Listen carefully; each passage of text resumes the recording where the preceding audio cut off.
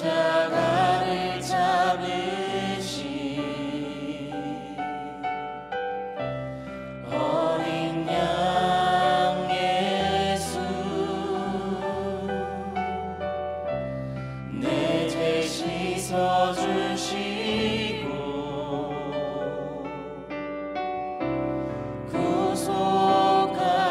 구속하셨네. 어둠을 물리치신 세상의 빛 예수, 영광의 빛 비추사 자유케 하시네.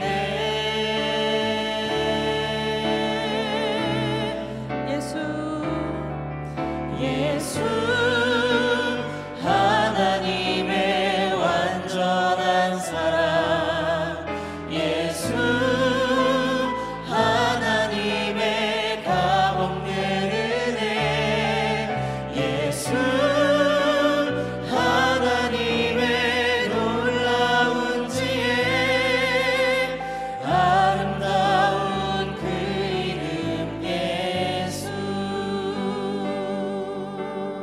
십자가를 참으신 어린 양 예수, 십자가를 참으신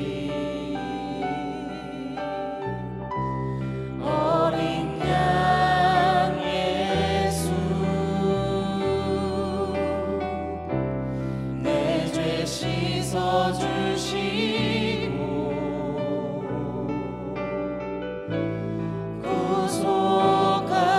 구속하셨네. 어둠을 물리치신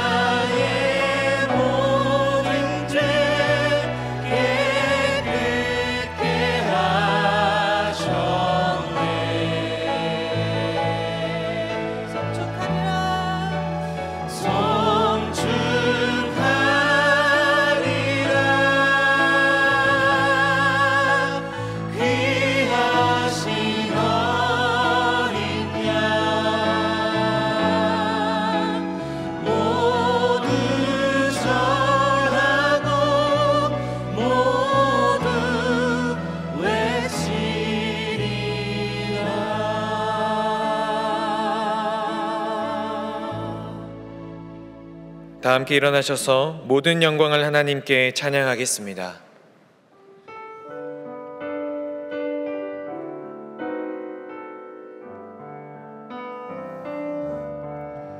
모든 영광을 하나님께,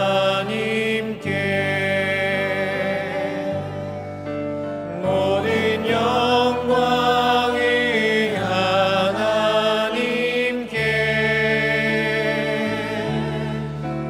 온 만과 들 다해 주 사모합니다. 모든 영광이 하나님께.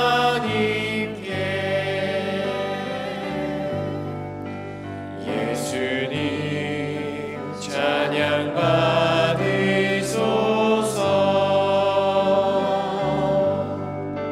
예수님 찬양 받으소서.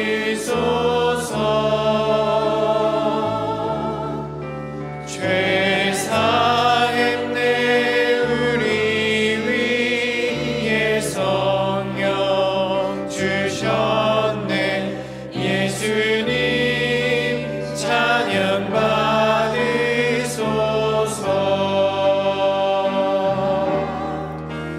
위로의 성령님이시여,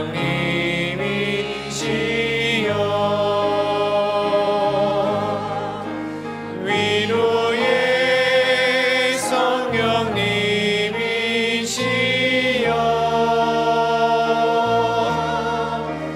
우리 안에 계셔서 늘 인도하셨네.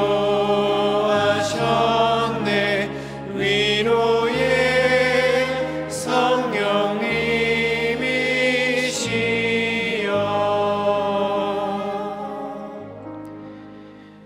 살아 역사하셔서 우리의 삶을 인도하시는 하나님, 하나님의 은혜로 우리를 하나님의 백성 삼아주시고 주님을 노래하며 경배하는 천국 백성의 길을 걷게 하시니 참으로 감사합니다.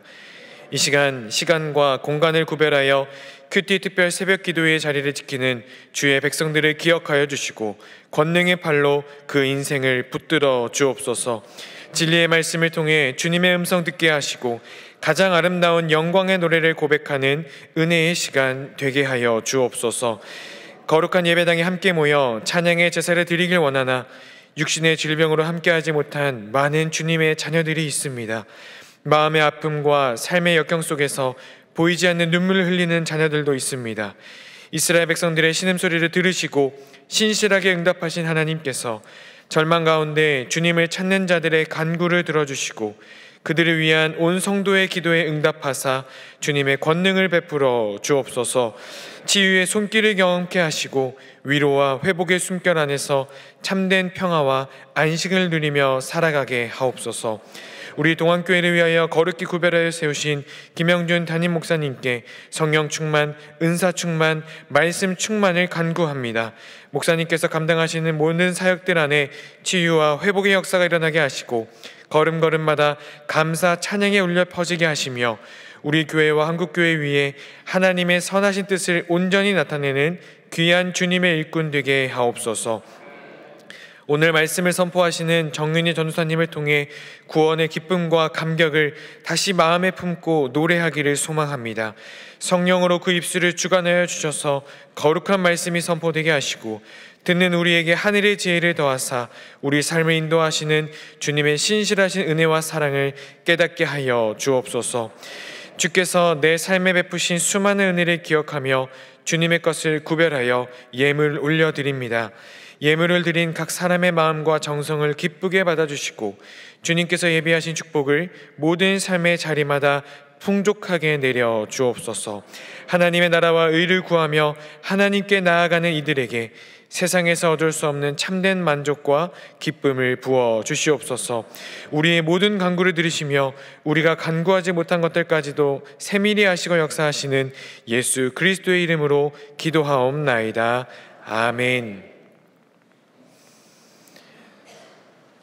네, 이른 아침 새벽을 깨워 하나님 앞에 나와 예배하시는 모든 성도님들을 주님의 이름으로 환영하고 축복합니다.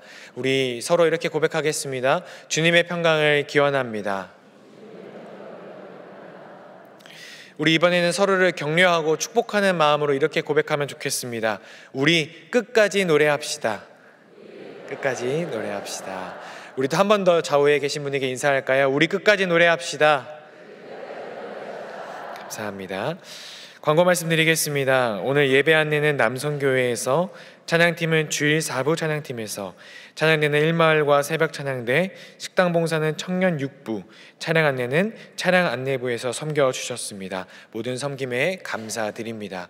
이제 찬양대의 찬양 하나님께 올려드리겠습니다.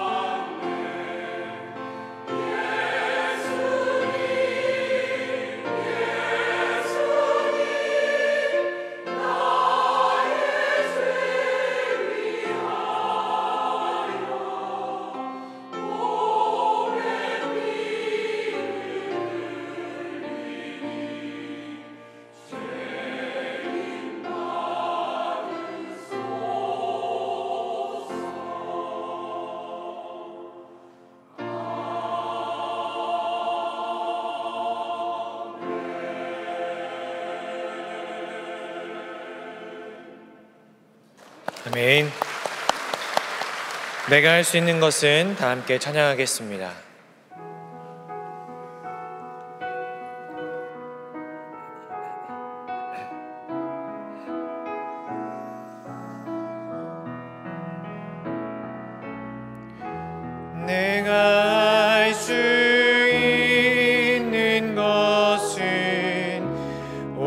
오직 감사와 기도 두 손이 높이 들고 주께 찬양하네.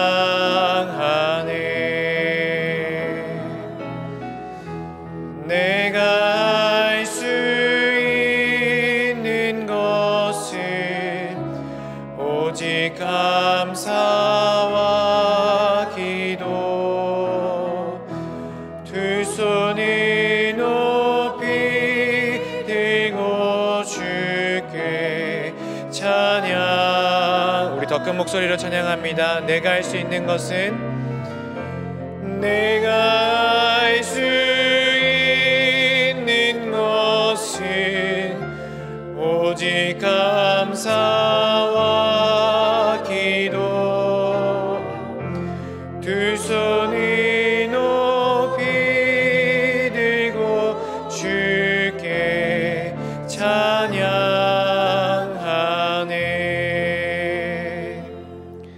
오늘 말씀을 전해주실 정윤희 전도사님은 준전임으로 사역하고 있으며 유년부를 섬기고 계십니다. 정윤희 전도사님 나오실 때 동안의 박수로 환영하겠습니다.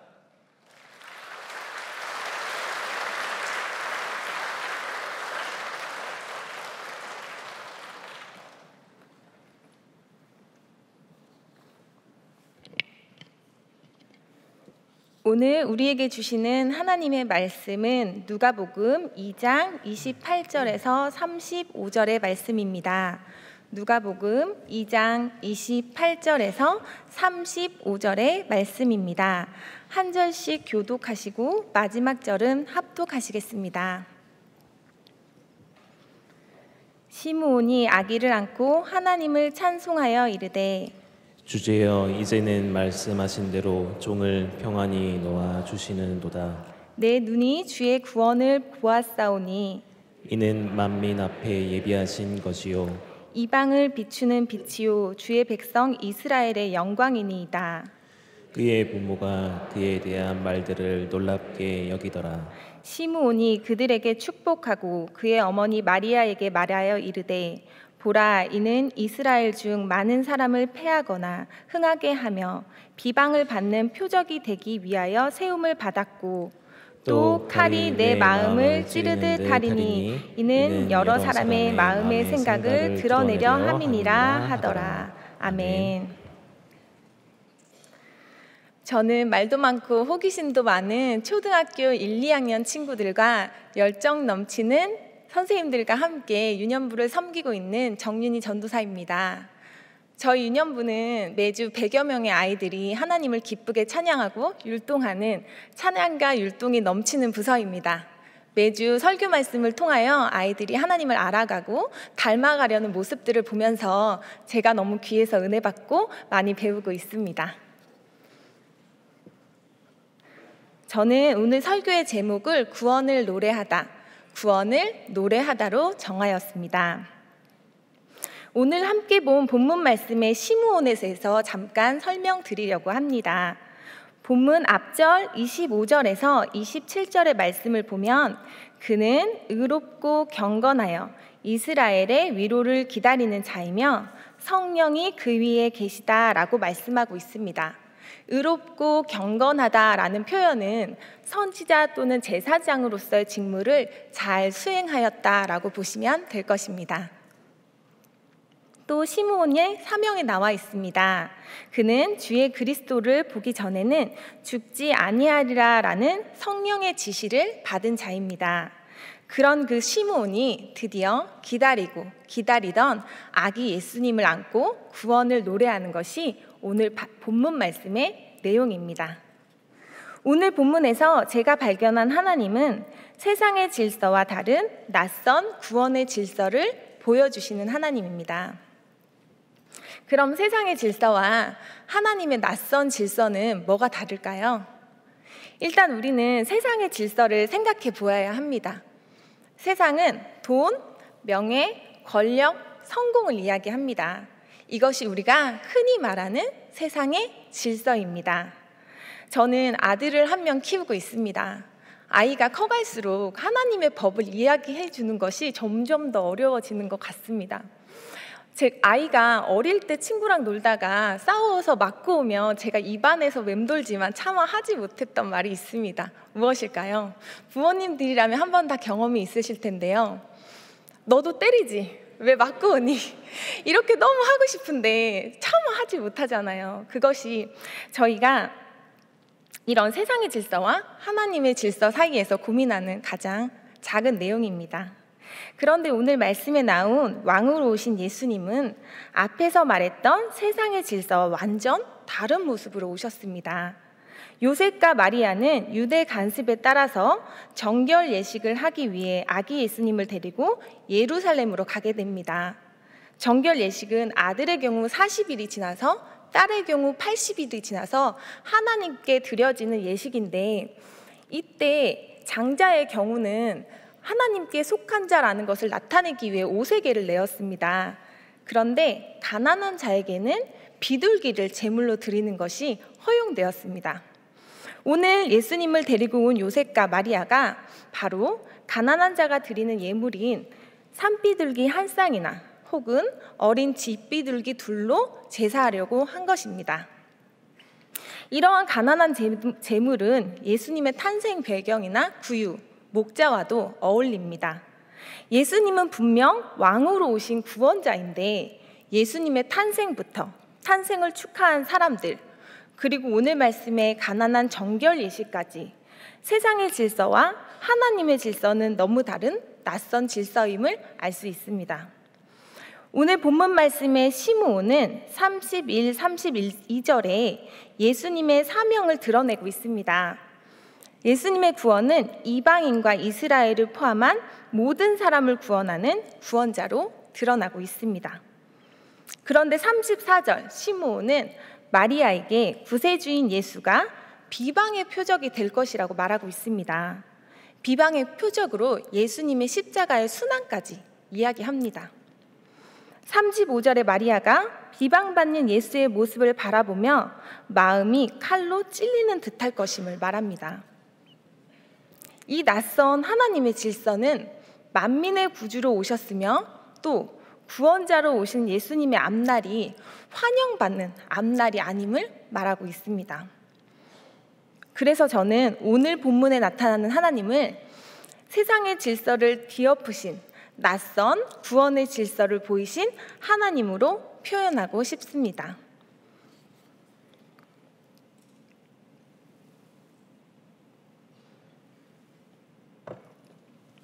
저는 오늘 말씀을 통하여 우리를 구원하기 위해 오신 예수님이 처음부터 끝까지 우리에게 몸소 보이신 낮아짐을 묵상하게 되었습니다. 제가 앞부분에 계속 낯선 하나님의 질서라는 표현을 썼는데요. 왜 낯선 하나님의 질서라는 표현을 쓰게 되었냐면 세상에서는 절대 볼 수 없는 익숙하지 않은 질서이기 때문입니다. 이 낯선 하나님의 질서대로 산다는 것은 때로는 제 마음을 어렵게 만듭니다. 이 질서대로 살면 제 자신이 바보 같고 손해보는 것 같을 때가 있습니다. 왜 내가? 왜 나만? 이런 생각들이 세상의 질서를 선택하고 싶게 만들고 그 유혹에 넘어갈 때도 있습니다. 그런데 그럴 때마다 저는 예수님을 묵상하고 하나님의 질서를 생각하며 때로는 바보 같고 때로는 손해보는 삶이 예수님이 기뻐하시고 예수님이 직접 몸소 보이신 삶이라는 것을 깨닫게 되었습니다. 제가 경험한 은혜를 잠깐 나누려고 합니다. 남편이 목사 안수를 받던 때였습니다. 당시 저희 노예에서는 사모는 한복을 입어야 하는데 저에게는 입을 만한 한복도 없었고 딱히 빌릴 곳도 없었습니다. 그래서 저는 한 번 입고 이렇게 장롱에 들어갈 한복이 너무 사기가 부담스러워서 하나님께 한복을 달라고 때를 쓰며 기도하기 시작했습니다. 그러나 하나님께서 응답하지 않으셨습니다. 그래서 시간이 지나 한복을 대여하기로 결정하고 남편과 함께 한복을 대여하러 갔습니다. 오후에 아들을 태권도 학원에 데려다 주자가 한 구석에 있는 한복집을 발견했고 남편이 그곳에 잠깐 들어가 보자고 이야기하는 겁니다. 그렇게 그냥 들어가 본 한복집에서 저는 놀라운 일을 경험했습니다. 제가 어색하게 이렇게 한복을 어떻게 골라야 되는지도 모르겠고 그래서 이렇게 보고 있는데 사장님께서 어디에 쓰시라고 하시나요? 라고 물으시는 거예요. 그래서 남편이 목사 안수식에 사모가 입으려고 합니다 라고 대답했더니 갑자기 사장님이 이렇게 그냥 서 계시다가 두 손을 이렇게 모으시고 목사님 사모님이시군요 하면서 너무 공손하게 대해주시는 겁니다. 그러고는 이렇게 말씀하시는 겁니다. 저희 가게는 사모님의 한복 대여는 무료입니다. 너무 죄송해서 제가 거절했지만 사장님께서 한복집을 개업하시면서 하나님께 받은 은혜가 너무 많아서 서운하신 거라면서 일주일 후에 찾으러 오라고 말씀하셨습니다. 저는 한 번도 뵌 적도 없는 분이 한복을 무료로 대여해 주시는 것도 너무 놀라운데 한복을 찾으러 간 날 그곳에서 일반적이지 않은 하나님의 낯선 질서를 경험하게 되었습니다. 사장님께서 새로 입지도 않은 새 한복이 들어왔다면서 엄청 좋아하시면서 새 한복을 챙겨주시며 이렇게 말씀하시는 겁니다. 목사님, 부탁이 있습니다. 그래서 저희는 기도 부탁을 하시나 보다 생각하고 네, 말씀하세요 라고 했거든요. 그랬더니 목사님, 한복 가지고 오지 마세요. 부탁입니다. 사모님 선물입니다. 이렇게 말씀하셨습니다. 저희를 알지도 못하고 그분이 베푼 은혜를 갚을 수도 없는데 그분이 저에게 한복을 주신 것은 하나님이 주셨구나 라는 것을 알 수 있었습니다. 저는 이 일을 통하여 낯선 하나님의 질서를 경험하게 되었습니다. 그리고 남편과 저는 이 이야기를 하면서 그분을 위해서 기도합니다. 그분이 당장은 손해본 것 같지만 하나님께서 사용하셨고 저는 그분에게 하나님께서 갚아주셨을 것을 믿습니다. 물론 우리는 모두 물질로 나눌 수는 없습니다. 그리고 모두에게 물질의 나눔이 필요한 것은 아닙니다. 때로는 누군가에게 나와 밥 먹어줄 한 사람이 필요하기도 하고 때로는 그냥 내 이야기를 들어줄 한 사람이 필요하기도 합니다. 하나님은 늘 적당한이 아닌 적절하게 은혜를 부어주시는 분이십니다. 내가 할 수 있는 것으로 나누는 것이 하나님의 질서를 실천하는 방법입니다. 오늘 우리는 세상의 질서대로 살 것인가, 하나님의 질서대로 살 것인가를 선택해야 합니다. 이 선택은 절대로 쉬운 것이 아닙니다. 이 세상에서 그리스도인으로 산다는 것은 결국은 손해보는 삶을 이 세상에서 살겠다는 것을 선언하는 것입니다. 그러나 우리에게는 구원을 주신 예수님이 있습니다. 그 예수님이 이 세상에 오실 때 낮고 낮은 죄된 인간의 모습으로 오셔서 철저하게 낮아지시고 멸시당하시고 십자가에 달려 죽기까지 하셨지만 부활하셔서 우리에게 가장 좋은 천국을 약속하셨습니다. 우리는 이 땅이 끝이 아닙니다. 우리는 천국 백성입니다. 이 땅에 소망을 두지 말고 하늘 소망 가지고 살아가는 것이 우리가 이 땅에서 승리하는 길입니다.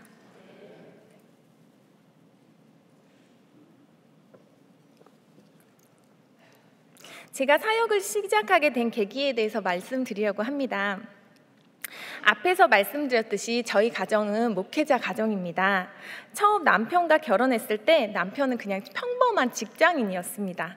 저는 저희 가정이 목회자 가정이 되리라고는 상상해 본 적이 없습니다. 그런데 어느 날 남편이 결혼 전에 스치듯이 이야기했던 부르심을 이야기하면서 신학을 하겠다고 말하는 겁니다. 저는 청년 때 신앙이 매우 좋기로 담임 목사님의 사랑을 듬뿍 받았습니다. 그런 제가 어떻게 했을까요? 무지막지하게 반대를 시작했습니다. 남편에게 비난도 해보고 막 쳐다도 안 보고 식음도 전폐해보고 할 수 있는 건 다 했지만 사명자를 막을 수는 없었습니다. 저는 남편이 신학대학원을 졸업하는 그날까지 구박했습니다. 왜 그렇게 구박을 했냐 하면 사실 저는 그때 부끄럽지만 세상에서 잘 먹고 잘 살고 좀 넉넉하게 살고 싶었거든요. 그러니 남편의 갑작스러운 퇴직은 제 삶을 와르르 무너뜨리는 일이 되었습니다. 그렇게 제 구박을 받으며 남편이 먼저 신학을 했고 지금은 부목사로 수원에 있는 교회에서 섬기고 있습니다. 저희 가정의 첫 사역지는 강원도 태백이었습니다. 부모님 교회 목사님의 콜링으로 5년 동안 태백에서 사역을 하다가 이제는 부목회를 해야 돼서 지방 여러 사역지를 찾고 있었는데 하나님께서 저희 사역지를 쉽게 열어주시지 않았습니다. 그러던 중 남편이 혹시 저에게 하나님께서 우리를 서울로 보내신다면 신학을 하겠냐고 제안을 하는 겁니다. 그래서 제가 아니 이게 무슨 소리야? 그럼 뭐 하지 뭐 이렇게 그냥 서원을 해버렸습니다. 그런데 얼마 후 서울에 있는 사역지에 진짜로 가게 되었습니다. 저에게는 정말 말도 안 되는 일이었습니다. 그렇게 서울로 사역지를 옮긴 후 저는 남편의 손에 끌려 신학교에 가게 되었습니다. 신학한다고 남편을 구박했던 제가 무슨 염치로 신학교에 가나, 그런데 서원은 했고 하나님은 무섭고 갈 수밖에 없었습니다. 막상 신학교에 가려고 하니까 너무 가기 싫어하니까 남편이 그냥 가서 하나님만 알아보라고 해가지고 그냥 갔는데 목사님께서 가자마자 유치부 전도사를 시키셔가지고 제가 설교 준비하다가 은혜 받고 아 내가 사명자구나 라는 것을 알게 되었습니다. 그러다 지금은 이렇게 동안교회 아름다운 유년부 아이들에게 하나님의 말씀을 가르치는 전도사로 오게 되었습니다. 저는 세상의 질서를 따랐던 목회자 가정 이전의 삶으로 다시 돌아갈 수 있다면 어쩔래? 라고 묻는다면 지금 이렇게 하나님의 질서를 따라 구원의 하나님을 전하는 것이 훨씬 좋다고 말씀드리고 싶습니다. 이전에 세상의 질서가 아닌 낯선 하나님의 질서를 따라 산다는 것은 쉽지 않은 길이지만 부르심의 소망을 가지고 주님의 질서를 따라가는 삶을 사는 것이 주님께서 보이신 하나님의 구원을 이루어가는 길임을 믿고 끝까지 따라가는 삶을 살고 싶습니다. 오늘 말씀을 통하여 하나님의 낯선 구원의 질서를 보았습니다. 그 구원의 길은 쉽고 편한 길도 아니고 환영받는 길도 아니었습니다. 이 땅에 왕으로 오신 예수님은 하나님의 아들이심에도 불구하고 오실 때부터 죄된 인간의 모습으로 가장 낮고 천한 마구간의 말구 위에 오셨습니다. 그리고 예수님께서는 마태복음 8장 20절에 여우도 굴이 있고 공중의 새도 거처가 있으되 인자는 머리 둘 곳이 없다라고 말씀하셨습니다. 예수님께서 얼마나 이 땅에서 외롭게 사셨는지를 알 수 있습니다. 그 외롭고 험난한 구원의 길을 우리를 위하여 걸어가신 것입니다. 죄로 인해 죽을 수밖에 없는 우리들을 대신하여 십자가에 달려 죽으시기 위해 가장 낮고 외로운 길을 택하셨고 친히 우리를 위한 구원의 길이 되셨습니다. 예수님께서 행하신 낯선 구원의 질서가 있기에 아무것도 아닌 우리 또한 그 구원의 은혜를 누리게 되었습니다. 이 땅에서 구원받는 백성으로서 하나님 나라를 이루며 살아갈 수 있습니다. 이제 우리는 구원받은 백성으로서 주님을 찬양하며 예배하며 항상 기뻐하고 쉬지 말고 기도하고 범사에 감사하며 주님의 사랑과 위로를 느끼며 살아가는 것이 구원의 하나님을 전하는 삶을 사는 것입니다. 오늘도 기쁨으로 하나님 나라의 소망을 가지고 구원의 기쁨을 누리며 살아가시는 동안의 모든 성도님들 되시기를 축복합니다. 오늘 예배를 마치고 돌아가시기 전 하나님께 이렇게 기도해 보시기를 권합니다. 하나님, 오늘 제가 누구를 섬길까요? 그러면 머릿속에 떠오르게 하시는 분이 계실 겁니다. 그때 하나님, 그 사람을 어떻게 섬길까요? 라고 기도하시고 주시는 마음으로 그분을 섬겨보시기 바랍니다. 그때 제가 경험한 한복 사건을 성도님들이 섬기시는 분들도 경험하는 하나님의 놀라운 구원을 노래하는 역사가 일어날 줄 믿습니다. 기도하시겠습니다. 우리를 사랑하시어 죽기까지 사랑하신 하나님 아버지의 사랑에 감사드립니다. 아무것도 아닌 우리가 주님의 은혜로 구원받게 되었고 주님의 자녀로 살아갈 수 있게 되었습니다. 오늘 말씀을 통하여 아기 예수님께서 가장 낮은 곳으로 오셔서 우리를 위해 구원의 길이 되셨습니다. 우리도 삶의 순간순간을 주님을 닮은 모습으로 살아가게 하시고 주님이 우리에게 몸소 보이신 낮아짐을 묵상하며 주님 닮은 모습으로 다른 사람들을 섬기고 구원의 기쁨으로 살아가게 하여 주시옵소서. 구원의 길이 되신 예수 그리스도의 이름으로 기도드립니다. 아멘.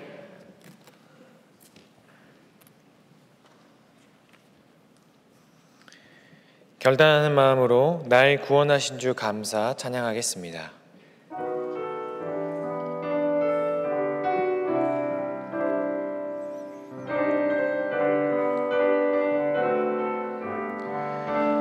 날 구원하신 주 감사, 모든 것 주심 감사, 지난 추억이 내 감사, 주 내 곁에 계시네.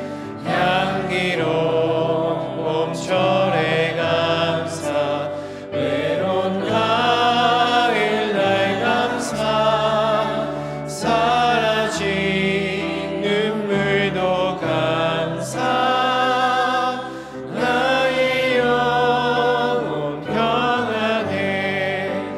응답하신 기도 감사, 거절하신 것 감사, 헤쳐나온 풍랑 감사, 모든 것 채우시네. 아픔과 기쁨도 감사, 절망 중 위로 감사, 측량 못할 은혜 감사, 크신 사랑 감사해. 길가에 장미꽃 감사, 장미꽃 가시 감사, 따스한 가정 희망 주신 것 감사, 기쁨과 슬픔도 감사, 하늘 평안을 감사, 내일의 희망을 감사, 영원토록 감사해. 이제는 우리 주 예수 그리스도의 은혜와 하나님의 헤아릴 수 없는 사랑과 성령의 감화감동하시며 위로하심이 세상과 다른 낯선 질서를 통해 베푸신 놀라운 구원의 은혜를 바라보며 하나님 나라의 소망을 품고 살아가고자 결단하는 모든 동안의 성도 위에, 이들이 걸어가는 모든 삶의 여정과 모든 공동체와 우리 동안교회 위에 이제로부터 영원토록 함께 하시기를 간절히 축원하옵나이다. 아멘.